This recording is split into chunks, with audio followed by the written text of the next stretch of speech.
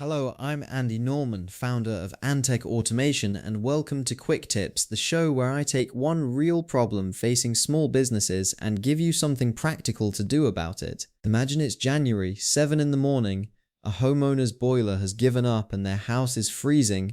They grab the phone and call the first number they find. Your AI voice agent picks up.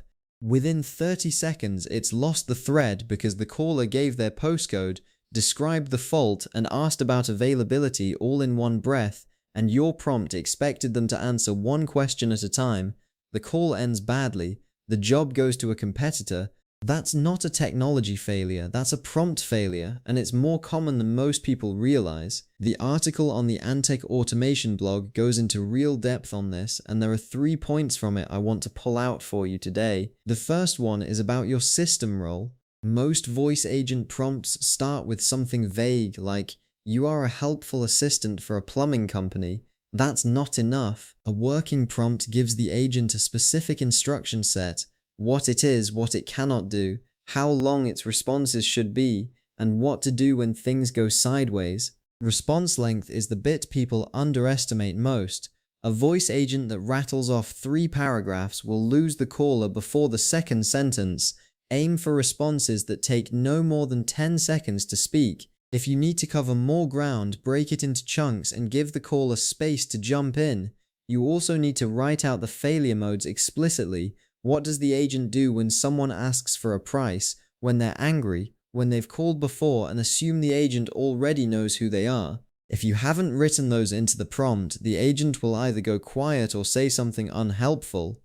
The second point is about structure, and this one shifted how I think about prompt design. Most people write prompts that follow a logical sequence: ask question 1, get answer 1, ask question 2.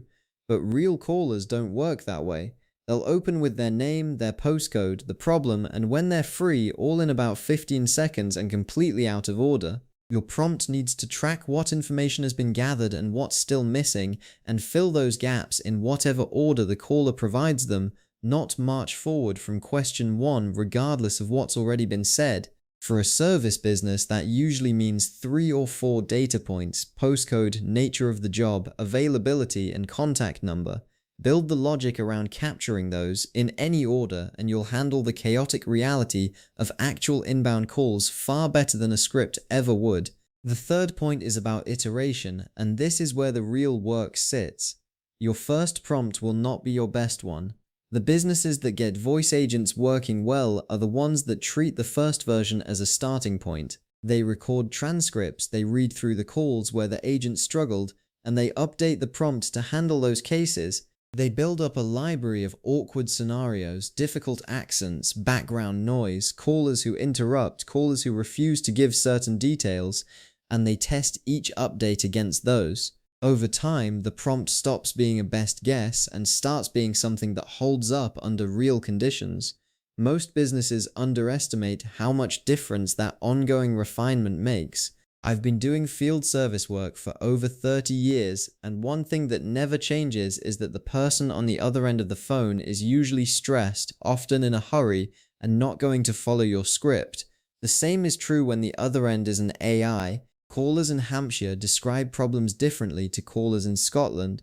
A boiler that's playing up, a tap that won't stop dripping, a thermostat that's gone mad. Those all mean something specific, and your agent needs to recognize them, not wait for the caller to use the terminology from your service menu. If you want to go deeper on any of this, the full write-up is on the Antek Automation blog. The link is in the show notes.